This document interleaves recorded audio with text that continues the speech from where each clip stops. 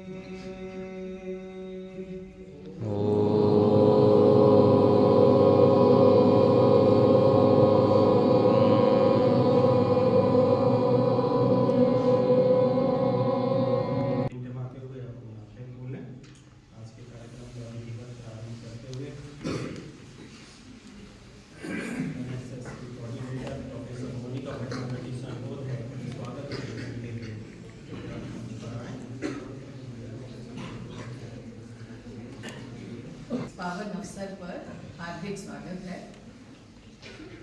आज हम यहाँ श्रीमद् भगवद गीता के अमर संदेश को स्मरण करने और अपनी जीवनोपयोगी सिद्धांतों को आत्मसात करने के लिए एकत्रित हुए हैं। गीता केवल एक ग्रंथ नहीं है, बल्कि जीवन जीने की एक कला है, जो हमें कर्म, ज्ञान और भक्ति का सुंदर समन्वय सिखाती है।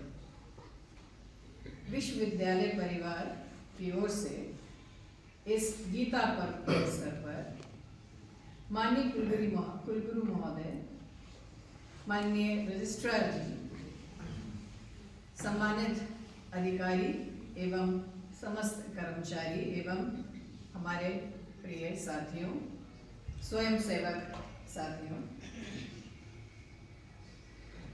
आप सभी का इस पावन अवसर पर हार्दिक अभिनंदन। हमें गर्व है कि हमारे कुलगुरु प्रोफेसर सुरेश कुमार जी अग्रवाल विद्वत्ता, समर्पण और दूरदर्शिता के अद्वितीय उदाहरण हैं। प्रोफेसर अग्रवाल ने अकादमिक उत्कृष्टता, शोध एवं सांस्कृतिक संवर्धन में जो योगदान दिया है, वह हम सब के लिए प्रेरणा का स्रोत है। उनका नेतृत्व विश्वविद्यालय को नई ऊंचाइयों तक ले जाने और शिक्षा के क्षेत्र में नवाचार लाने का मार्ग प्रशस्त करता है। हम उनके सशक्त मार्गदर्शन में इस गीता समारोह को सफल बनाने के लिए प्रतिबद्ध हैं। आप सभी का पुनः हार्दिक स्वागत है।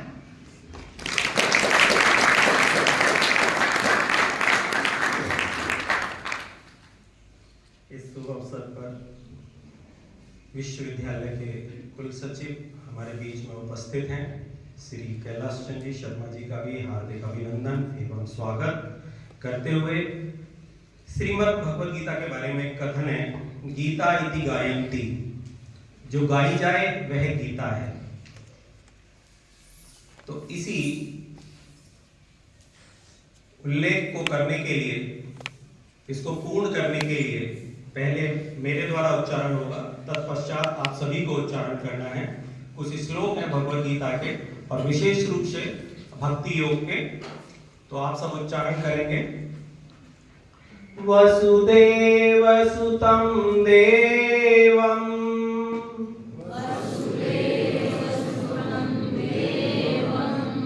कंस चाणूरमर्दनम्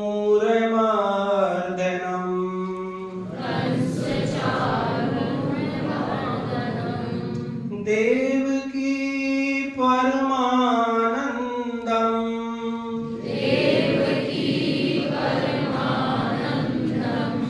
कृष्णं वन्दे जगद्गुरुम्।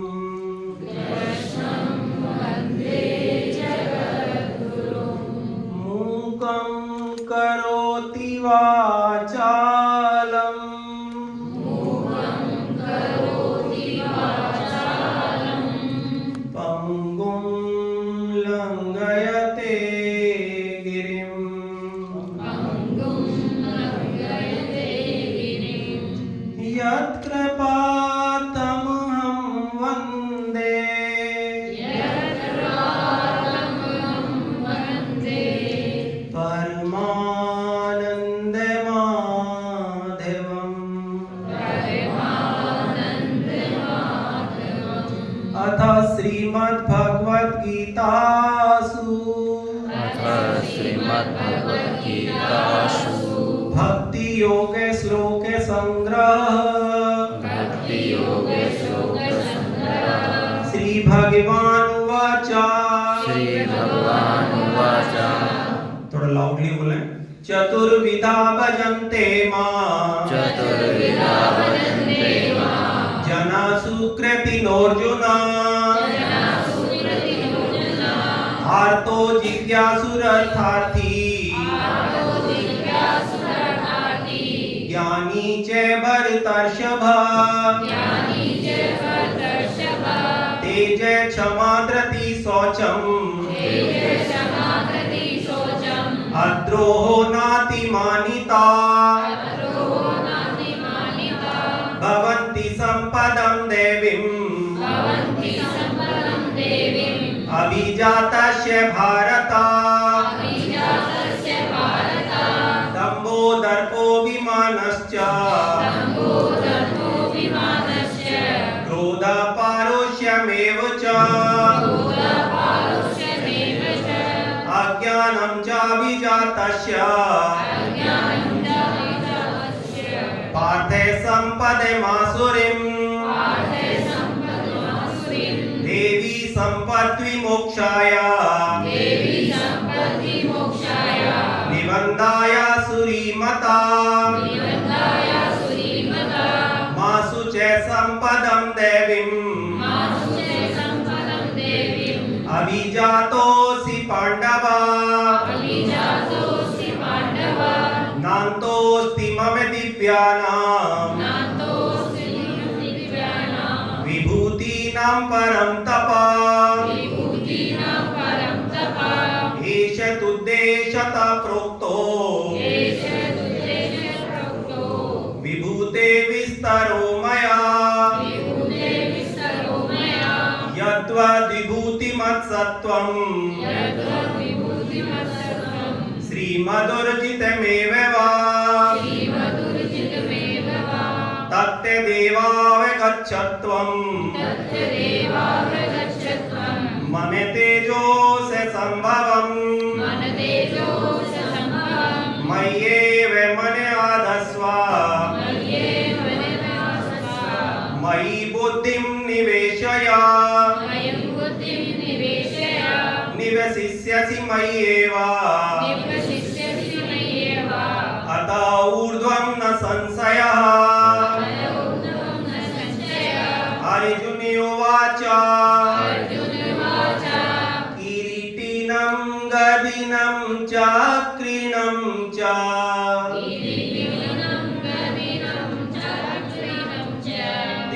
तेजोराशिं सर्वतो दीप्तिमन्तम्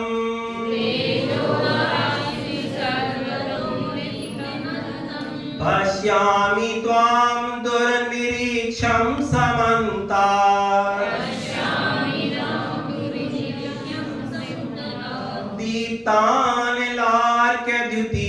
दीप्तानलार्कद्युतिमप्रमेयम्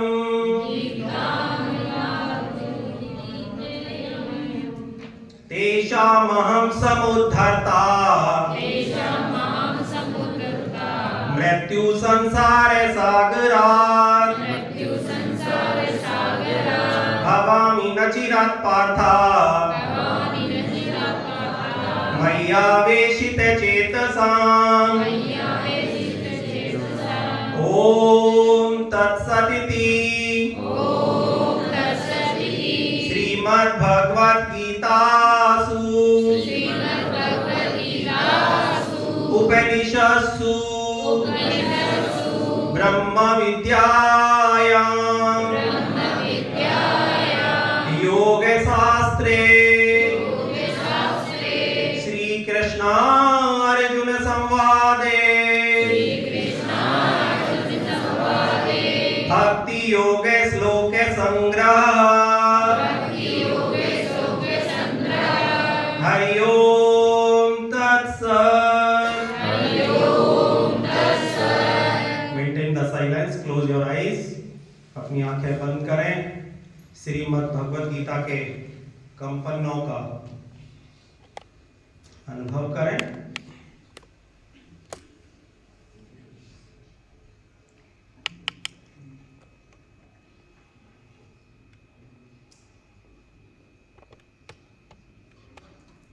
slowly take a deep breath, लंबा गहरा सांस लें।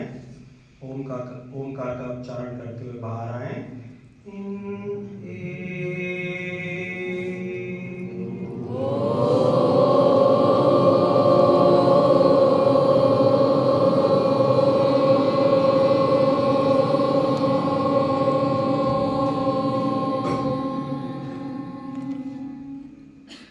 धन्यवाद। जिस प्रकार से भारतीय परंपरा में मंत्रों का विशेष महत्व है, उसी प्रकार अनुष्टुप छंद, उपजाति छंद की जो ध्वनियां हैं वो हमें स्टैग्नेशन और सैचुरेशन देती हैं, हमें संतृप्तिकरण प्रदान करती हैं।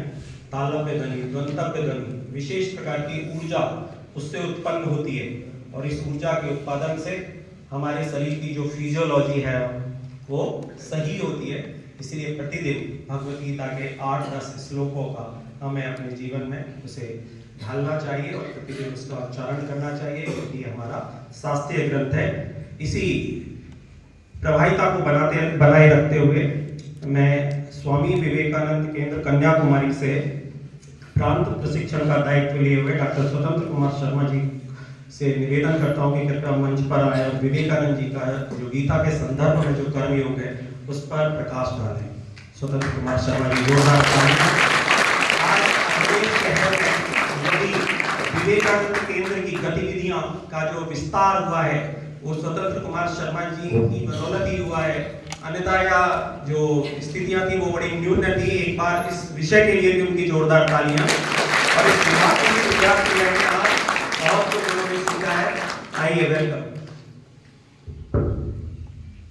जी। मंच पर विराजमान विश्वविद्यालय के माननीय कुलगुरु महोदय, कुल सचिव जी, मोनिका मैडम, समागत सभी आचार्य, शिक्षक, अतिथि शिक्षक एवं प्यारे विद्यार्थी,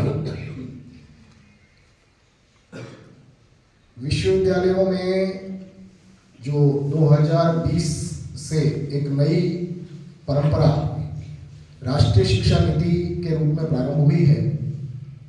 यदि राष्ट्रीय शिक्षा नीति का हम अध्ययन करते हैं तो उसके कोर में, उसके मूल में भारतीय ज्ञान परंपरा है।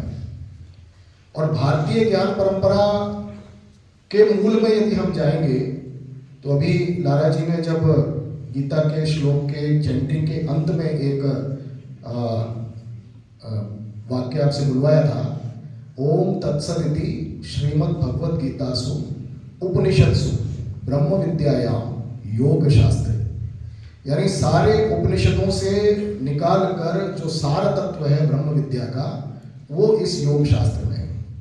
तो भारतीय ज्ञान परंपरा के मूल में यदि हम देखेंगे तो वह योग है। और इस योग को यदि हम और विस्तारित करते हैं तो स्वामी विवेकानंद इस योग की 4 शाखाएं बताते हैं, जिसमें राजयोग, जिसकी प्रैक्टिस हम सभी प्रतिदिन करते हैं, आसन प्राणायाम जो अष्टांग योग है, उसी प्रकार ज्ञान योग जिसके लिए हम सब आज बैठ करके यहाँ चर्चा कर रहे हैं, स्वाध्याय कर रहे हैं, भक्ति योग जो सब ईश्वरमय देखता है, व्यक्ति प्रसाद बुद्धि से उसके परिणाम को ग्रहण करता है, और चौथा है हमारा कर्म योग। कर्म योग यानी सब कुछ अपने कर्म को एक व्यक्ति अपने निमित्त मान करके और कर्म को संपादित करे। ठाकुर रामकृष्ण परमहंस जो स्वामी विवेकानंद के गुरु थे, वो कर्मयोग को बहुत सहज रूप में बताते हैं। अमी यंत्र तुमी यंत्री। ठाकुर काली की उपासना करते थे, हम सब जानते हैं। वो कहते हैं माँ तुम यंत्री हो, मुझे चलाने वाली हो और मैं चलने वाला हूं। यदि कर्मयोग की इस कर्मयोग को समझना है तो इस तंत्र को हमको समझना होगा। ठीक इसी प्रकार कर्मयोग के विस्तार में यदि हम जाते हैं तो स्वामी विवेकानंद युवाओं को कहते हैं कि गीता वीरों का शास्त्र है, यानी जो वीर है तेजस्वी है वही गीता पढ़ने का अधिकारी है। और इसके लिए वो युवाओं का आह्वान करते हुए कहते हैं कि यदि गीता का अध्ययन करना है तो पहले जाकर के 6 महीने फुटबॉल खेल करके आओ, मैदान में जाके फुटबॉल खेलो। तुम्हारी किक से फुटबॉल की गेंद जितनी ऊंची जाएगी उतना अच्छा कर्मयोग तुम समझ पाओगे।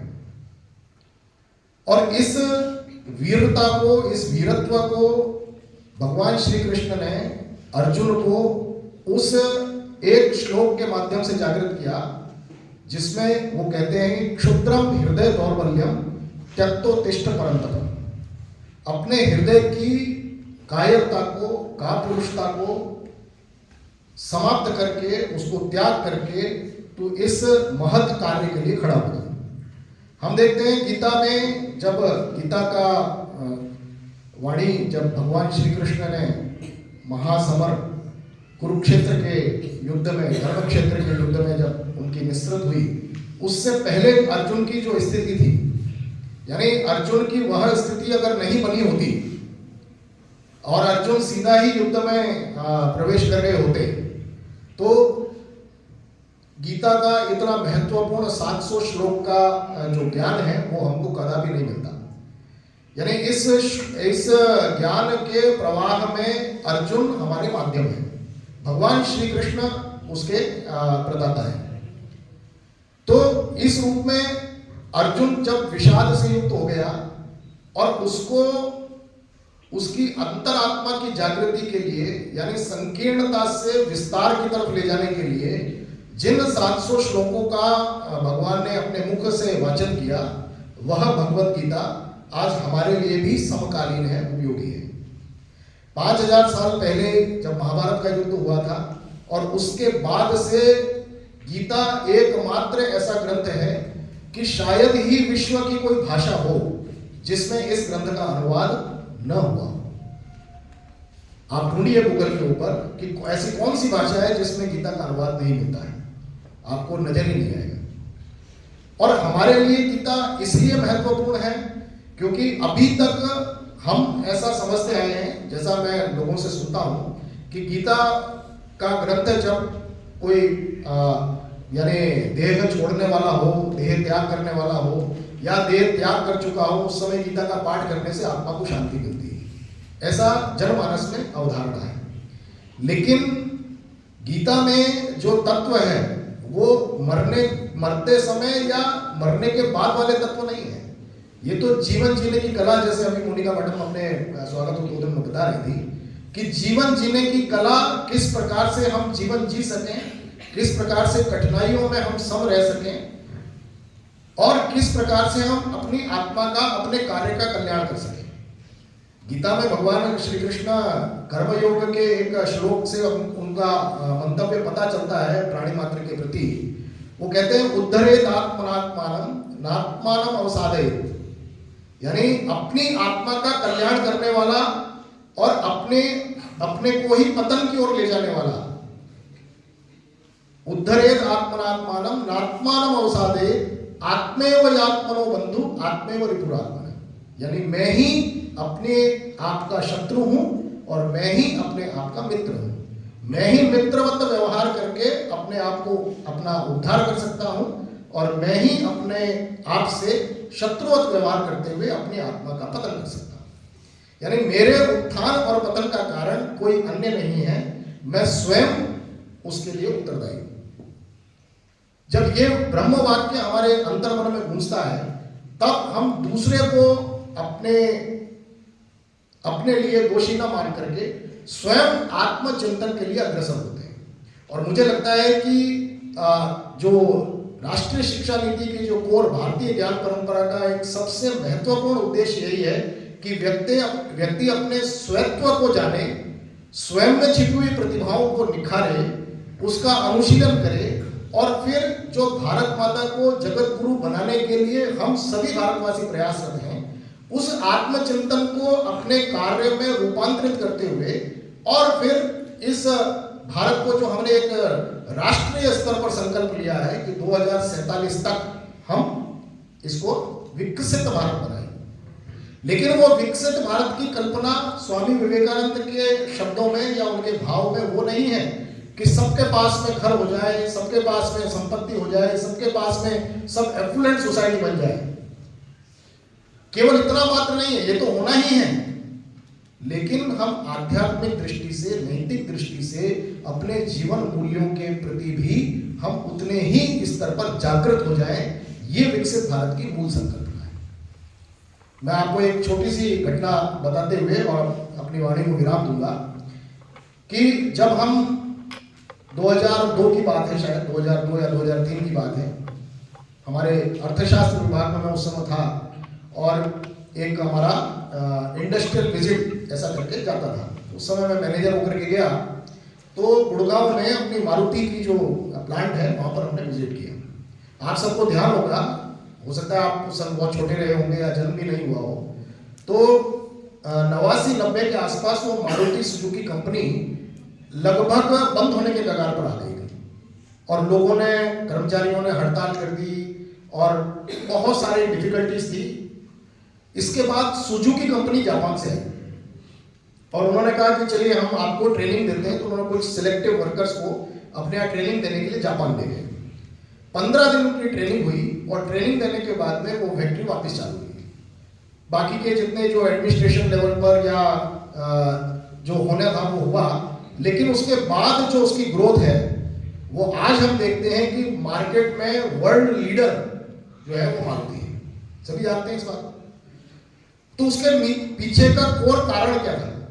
आप देखिए, जब हम वहां गए और पता चला तो वहां एक उपल साहब थे, मैनेजर थे, उन्होंने बताया कि यहाँ पर उस घटना के बाद जब जापान में ट्रेनिंग लेकर के आए, तो जापान से ट्रेनिंग लेने के आने के बाद प्रतिदिन 15 मिनट जब वर्कर्स आते हैं तो इसी प्रकार से उनको हॉल में इकट्ठा किया जाता है और 15 मिनट श्लोक, कर्म योग के गीता से श्लोक निकाले हुए हैं, उनकी चैंटिंग को प्रतिदिन करते हैं, देन उसके बाद अपने काम पे जाते हैं।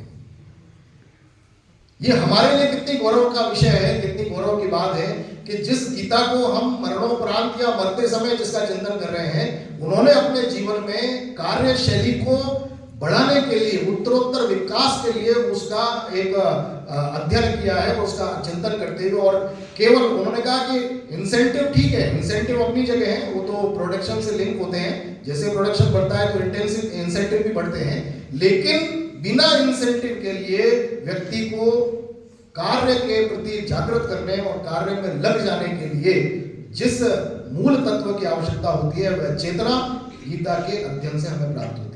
नंदन नीलेकणी जी का हम सभी, नंदन नीलेकणी नहीं, ये अपने गुरु मूर्ति जी, नारायण मूर्ति जी के उस कथन की सब जगह विवाद होता है। अखबार के अंदर कई बार उनकी बातों को निकालते हैं कि प्रत्येक व्यक्ति को 70 घंटे काम करना चाहिए।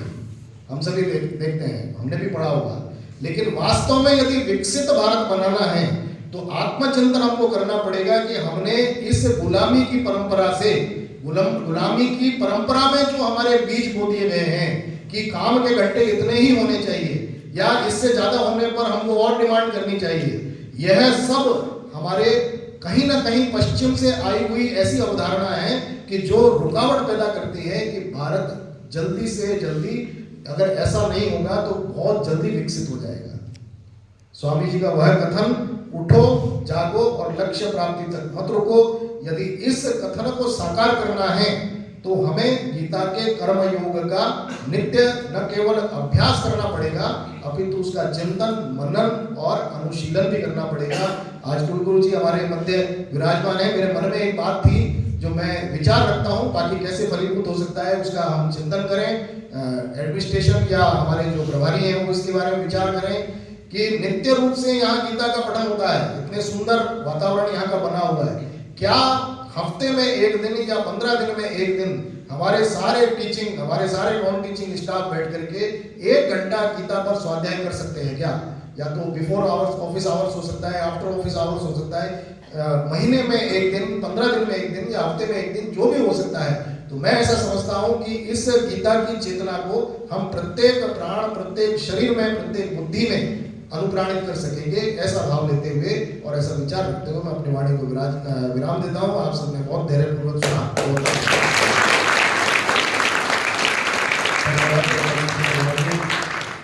आत्मचिंतन चिंतन का विषय है गीता सार्वभौमिक है, सार्वकालिक है, सार्वजनिक है।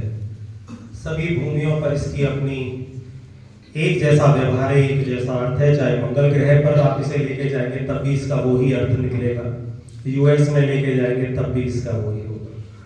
सार्वकालिक का मतलब है सभी कालों में, चाहे अमावस्या हो, चाहे कृष्ण पक्ष हो, चाहे शुक्ल पक्ष हो, चाहे सोमवार हो, मंगलवार हो, किसी भी क्षण, किसी भी पल, पूर्व में भी पश्चात भी, यही गीता का व्यवहार और आचरण बना रहता है। सर्वजन हेतु, सभी के लिए इसका एक जैसा मंतव्य है, एक जैसा ही व्यक्तित्व है। ऐसा नहीं है कि अलग अलग हम धर्म और संप्रदाय से हैं तो उसका अर्थ बदल जाता हो। तो ऐसी ही कुछ विशेषताओं को लेकर के, आत्मचिंतन के विषय को लेकर के थोड़ा मैं कुल सचिव महोदय से निवेदन करूंगा कि 2 शब्द छात्रों को प्रेरित करने के लिए आवश्यक रूप से कहें। माननीय कुल सचिव महोदय।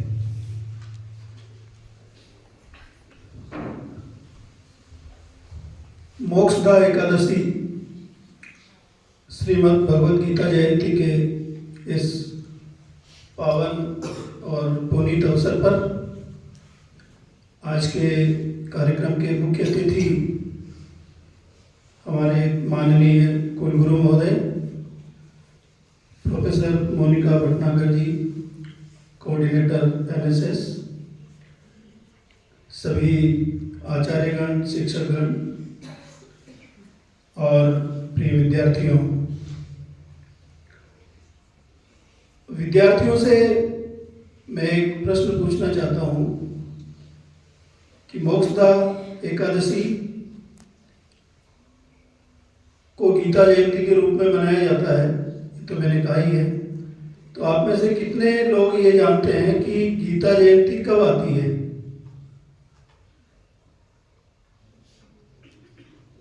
गीता जयंती किस दिन मनाई जाती है? आज ही मना रहे हैं ना, लेकिन आप में से कितने लोगों को पता है?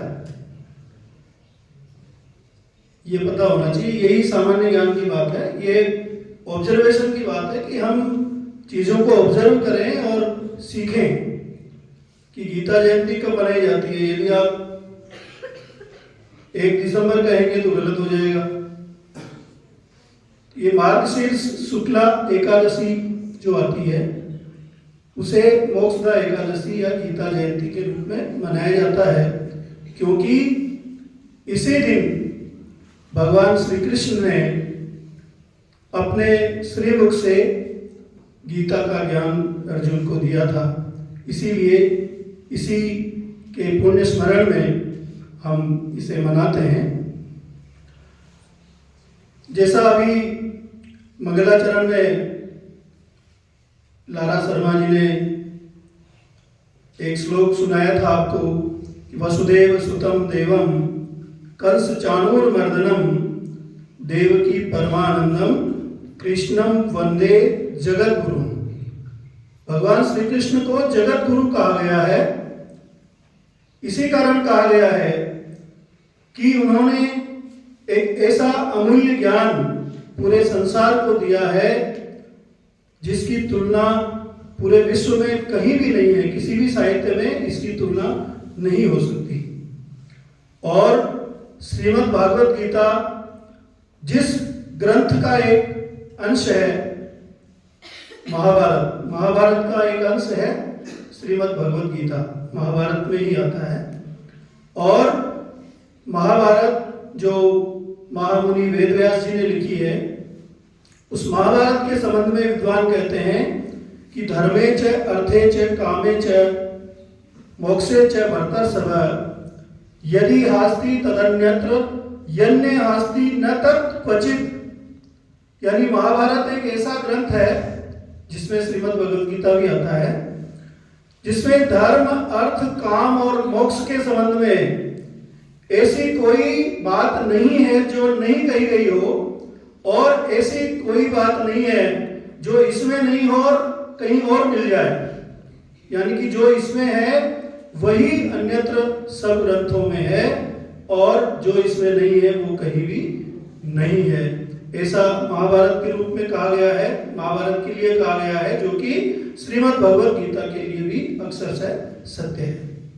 श्रीमद् भगवत गीता का इतना अधिक महत्व क्यों है, यह हमें समझना चाहिए। क्योंकि इसके लिए कहा गया है कि सर्वोपनिषदो गावो दोग्धा गोपाल नंदन है, पार्थो वत्स है सुधीर भोक्ता, दुग्धम गीतामृतम महत्। यानी सारे उपनिषद यदि हम एकत्रित कर लें तो ये सभी उपनिषद गायों के समान है।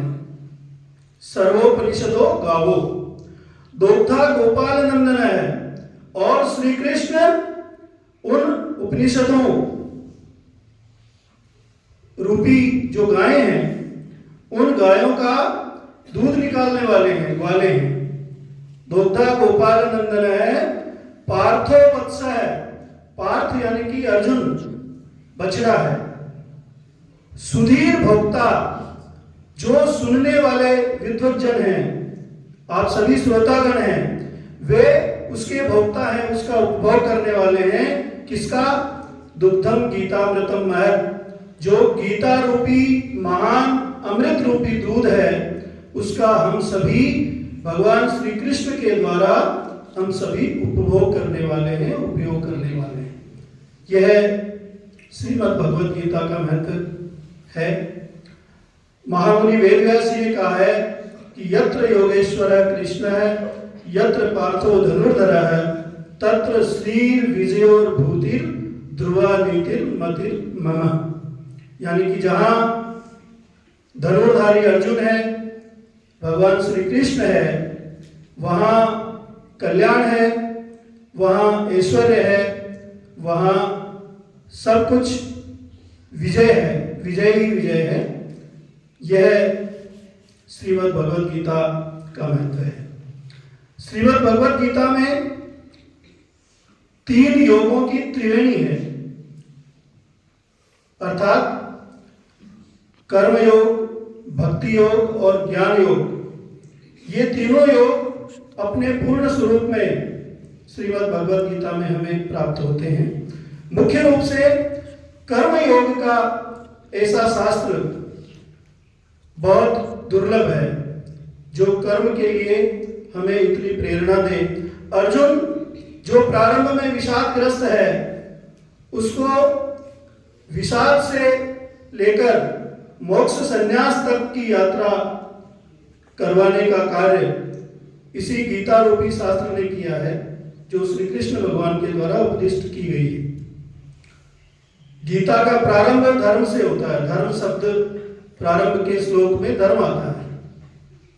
जब कहा जाता है कि धर्म क्षेत्रे कुरुक्षेत्रे समवेता युयुत्सवः मामका पांडवाश्चैव किम अकुर्वत संजय।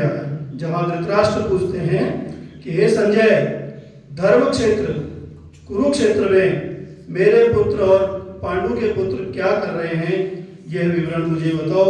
यहाँ से गीता प्रारंभ होती है, और जब पूरा उपदेश भगवान कृष्ण दे चुके होते हैं, तब अर्जुन को कहते हैं कि यथेच्छसि तथा कुरु। यदि आपको मेरी बात समझ में आ गई है, श्री कृष्ण अर्जुन से कहते हैं मित्र के रूप में उपदेश देते हुए कि यदि मैंने जो उपदेश दिया है वह उपदेश आपको समझ में आ गया है, तब कोई दबाव नहीं है कि जैसा मैं कह रहा हूं वैसा करो। तो वो कह रहे हैं यथेच्छसि तथा कुरु, अब जैसी आपकी इच्छा हो वैसा आप करिए, वैसा कर्म करिए। इस विषाद से लेकर के यहां तक की स्थिति पर पहुंचाने का यदि ये महत् कार्य कोई कर सकता है तो वो भगवान श्री कृष्ण है। गीता का कर्म के लिए जो एक श्लोक है पूरे विश्व में प्रसिद्ध है, अधिकांश लोगों को वो आता है, कर्मण्येवाधिकारस्ते मां फलेषु कदाचन मां कर्म फल हेतुर्भु मां ते संगोस्तु कर्मणि। यह लगभग हम सभी को याद है ये श्लोक, और ऐसे कई श्लोक हैं जो जनमानस के अंदर फैले हुए हैं। पूरे विश्व में गीता ने जो कुछ दिया है वह अद्वितीय है, और हमारा कर्तव्य है कि हम इसे अपने जीवन में उतारने का प्रयास करें। आप सभी को बहुत बहुत बधाई, बहुत बहुत धन्यवाद। जय हिंद, जय धन्यवाद माननीय महोदय। आज हमें एक बात और विशेष रूप से पता चली कि हमें एक और फैकल्टी प्राप्त हो गई है। देर ना करते हुए माननीय कुलगुरु महोदय से निवेदन करूंगा कि अपने शब्दों की अविरल प्रवाह को ये आज इस पतंजलि भवन में विस्तारित करें। विश्वविद्यालय के कुल सचिव जी, एनएसएस की प्रभारी प्रोफेसर मोनिका भटनागर, संकाय सदस्य, इस कार्यक्रम के संयोजक और विद्यार्थीगण, जब हम गीता दिवस मनाते हैं तो ये मात्र एक कार्यक्रम नहीं होता है, अपितु ज्ञान का, यह ऐसा मेरा मानना है और शायद आप इस बात से सहमत होंगे, ज्ञान के सर्वश्रेष्ठ ग्रंथ को नमन का दिन है। और यह वह ज्ञान है जो श्री कृष्ण ने अर्जुन को दिया था और फिर सिर्फ भारत में ही नहीं अपितु पूरी दुनिया ने उसको अपनाया। अभी सब जगह ये चर्चा हो रही थी कि ऐसा ग्रंथ है जिसका सब भाषाओं में ट्रांसलेशन हुआ है। और मित्रों, जितना इसको भारत में प्रारंभिक वर्षों में नहीं अपनाया गया, उतना इससे ज़्यादा विश्व के अन्य देशों ने इसे अपनाया। विलियम ड्यूरा तो एक बहुत बड़े विद्वान हुए हैं, यूरोप के हैं, और वो कहते हैं कि विश्व के सारे ग्रंथों को खत्म कर दीजिए और सिर्फ एक गीता रहने दीजिए, वो सारे ग्रंथों की पूर्ति कर लेगा। ऐसी महत्ता है इस ग्रंथ की, जिसका कम से कम विश्व की 75 भाषाओं में अनुवाद हो चुका है। मैं सिर्फ प्रोमिनेंट भाषाओं की बात कर रहा हूँ जिनमें इसका अनुवाद हुआ है, लेकिन प्रोमिनेंट भाषाएं जिनके संस्करण बहुत मात्रा में उपलब्ध हैं, उनमें इसका अनुवाद हो चुका है। जब हम गीता की बात करते हैं तो सबसे पहले कर्म आता है। जैसा कुल सचिव महोदय बता रहे थे कि कर्म, ज्ञान और भक्ति, 3 योग की चर्चा इनमें होती है, लेकिन 3 योगों में एक इंटीग्रल योग और है, और वह योग है समत्व योग, जिसके लिए भगवान कृष्ण अर्जुन को प्रेरित करते हैं। और ऐसा कहते हैं कि जब आदमी समत्व योग को प्राप्त करने के लिए करने की अवस्था में होता है, उस वक्त उसको गीता की आवश्यकता पड़ती है। अर्जुन की अवस्था को देखिए, अर्जुन कहते हैं युद्ध नहीं लड़ूंगा, नहीं जाऊंगा, मेरे भाई हैं, मेरा संबंधी है, मैं कितने लोगों की हत्या करूंगा, कितने लोगों को मैं नष्ट करूंगा, मैं युद्ध नहीं करना चाहता। और इस समत्व योग के माध्यम से कृष्ण अवतरित होते हैं और कहते हैं कि अब तुम्हारा कर्म युद्ध करना है। और अर्जुन अपनी सारी नानुकर के बावजूद युद्ध करने के लिए प्रेरित हो जाता है, और यह गीता की सार्थकता है। मित्रों, जब मन में टूटन होती है, विश्वास गड़बड़ा जाता है, कर्म करने की मन इच्छा नहीं होती है, तब गीता का उदय होता है, गीता अस्तित्व में आती है। माँ जब बहुत छोटा था, शायद गीता को जानता भी नहीं था, संस्कृत नहीं आती थी, लेकिन माँ का यह आग्रह रहता था कि मैं उन्हें गीता पढ़ करके सुनाऊं। मैं बैठता था, माँ चूंकि पढ़ नहीं पाती थी, लेकिन ये मेरा प्रतिदिन का कार्य था कि मैं गीता उनको पढ़कर सुनाता था। फिर माँ से पूछता था कि माँ तेरे को कितना समझ में आया, तो माँ कहती थी समझ में आया या नहीं आया, लेकिन उनकी जो ध्वनि मेरे अंदर, उन शब्दों की जो ध्वनि गई, उससे मुझे बहुत कुछ सीखने को मिला। और मित्रों, इसलिए जब गीता की बात करते हैं या भारतीय शास्त्रों में साउंड की बात करते हैं, तो साउंड का ज़्यादा महत्व है सेंस से भी। और इसलिए जब वेस्ट की तरफ जाते हैं तो देखते हैं कि वहाँ कहते हैं साउंड और सेंस आर्बिट्रेरी हैं।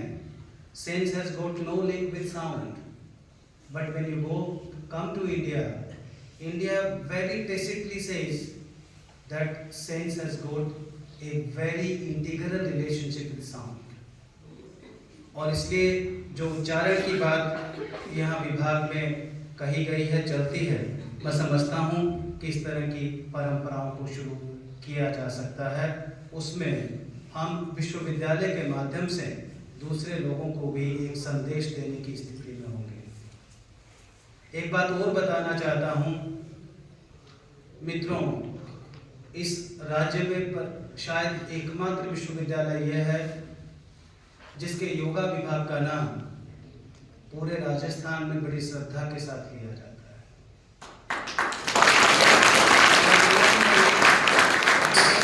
योगा विभाग ऐसा है जो सिर्फ योग ही नहीं करवाता, आध्यात्मिक रूप से ही प्रशिक्षित नहीं करता, बल्कि अपने विद्यार्थियों के जॉब की भी चिंता करता है।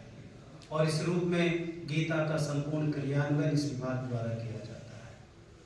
क्योंकि अगर गीता को आप देखेंगे तो गीता कहीं यह नहीं कहती कि आध्यात्मिकता और भौतिकता एक दूसरे के विरोधी हैं, बल्कि गीता ये कहती है आध्यात्मिकता के साथ भौतिकता शुरू होती है।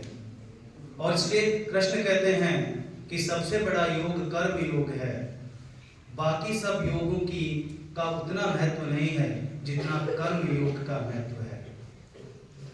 मुझे जानकारी है, जब मुझे कहा गया था कि मैं इंडियन इथिक्स पर एक सेमिनार करूं, जब मैं महाराजा गंगा सिंह विश्वविद्यालय में पढ़ाता था, तो मैंने इस विषय पर सिर्फ गीता पर एक विशिष्ट सत्र रखा था। और उस सत्र के माध्यम से जिस तरह के विचार मुझे सीखने को मिले, मैं समझता हूं कि दुनिया में उस तरह का कार्य वो बहुत लिमिटेड स्तर पर था, लेकिन उस तरह का कार्य बहुत चल रहा है। हमें भी उस तरह के कार्यों को इकट्ठा करने की आवश्यकता है। आशीष जी यहाँ बैठे हुए हैं, गीता पर मैनेजमेंट के कितने गुर हैं, सोशियोलॉजिकल टेक्स्ट किस तरह से है, कल्चरल टेक्स्ट आप सब जानते हैं, मैनेजरियल टेक्स्ट किस तरह से है, फिनेंशियल टेक्स्ट किस तरह से है, स्ट्रेटेजिक टेक्स्ट किस तरह से है, इस रूप में भी गीता का अध्ययन करने की आवश्यकता है। ऐसा नहीं है कि अर्जुन अपने आप भाषण दिया कृष्ण ने और खड़े हो गए, कृष्ण का कुछ मंतव्य था।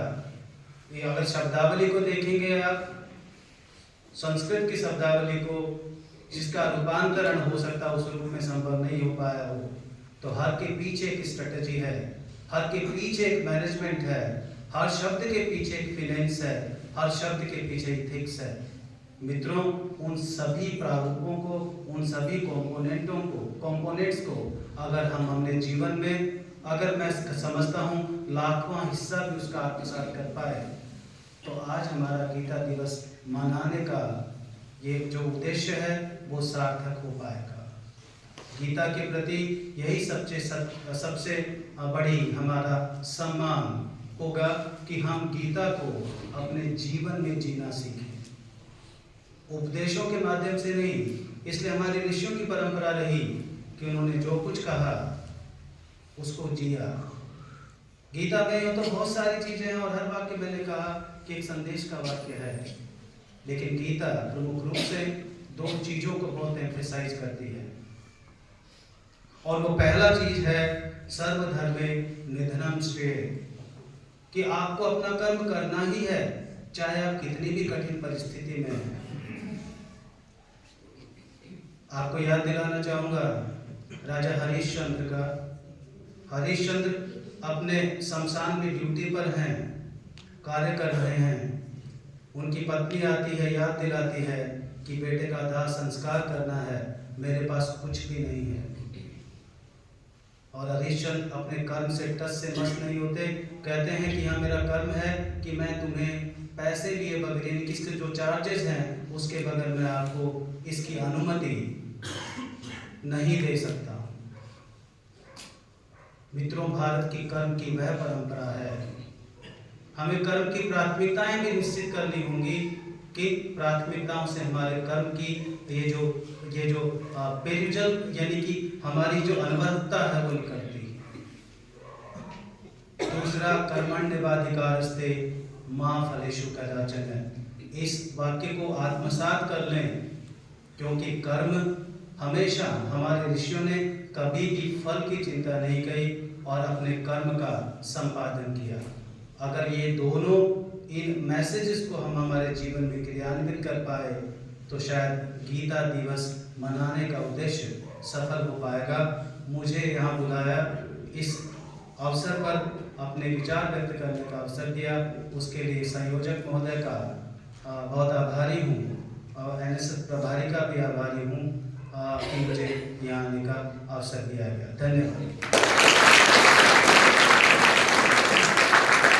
धन्यवाद माननीय कुलपति महोदय, आपके शब्द हमें प्रेरित करते रहेंगे, उनकी ऊर्जा को हम अगले गीता जयंती तक संचित करके रखेंगे और आपके शब्दों के अनुसार हम कार्य की परिणति में जाने का प्रयास करेंगे। बस इस सत्र के पश्चात मैं डॉक्टर असीम जयंती मैम को आमंत्रित करता हूँ कि कृपया धन्यवाद प्रेषित करने के लिए उपस्थित हों।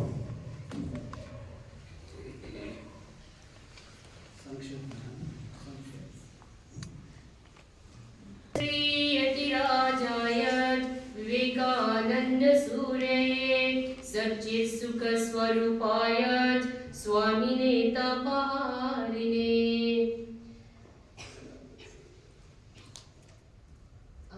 मंच पे विराजे हमारे कुलगुरु प्रोफेसर सुरेश कुमार अग्रवाल जी, हमारे रजिस्ट्रार साहब Kailash Chandra ji, and all the faculty members and volunteers and my dear students.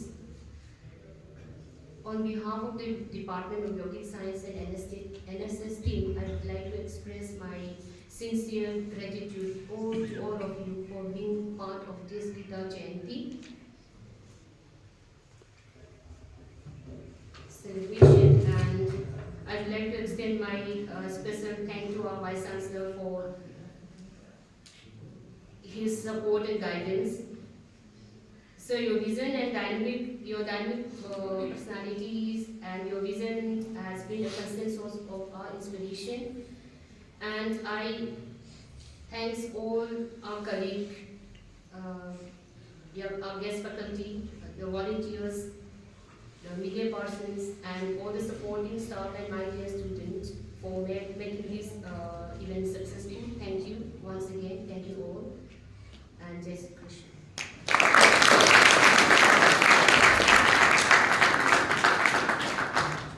अंतिम क्षणों की अपने मेरुदंड गर्दन से को सीधा रखें, नमस्कार मुद्रा धारण करें। विश्व कल्याण की कामना करते हुए सभी लोग एक साथ सर्वे भवन्तु सुखिनः, सर्वे सन्तु निरामयाः, सर्वे भद्राणि पश्यन्तु, मा कश्चित् दुःखभाग् भवेत्। ओम शांति शांति शांति। धीरे से दोनों हाथों को पीछे लेकर जाएं, दाएं हाथ की कलाई को बाएं हाथ से पकड़ते हुए मातृभूमि को नमन करें। श्वास लेते हुए पुनः अपनी अवस्था में आए, दोनों हथेलियों को आपस में रगड़ते हुए चेहरे गर्दन को मसाज दें, अपने इष्ट का स्मरण करें और उसे स्वास्थ्य के लिए धन्यवाद दें। आप सभी का एक बार पुनः आभार। सब वॉलंटियर से ही बैठे रहेंगे, पहले अतिथि इधर से निकलेंगे, तत्पश्चात आप अपना रिफ्रेशमेंट लेकर के यहाँ से पदार्पण करेंगे। धन्यवाद।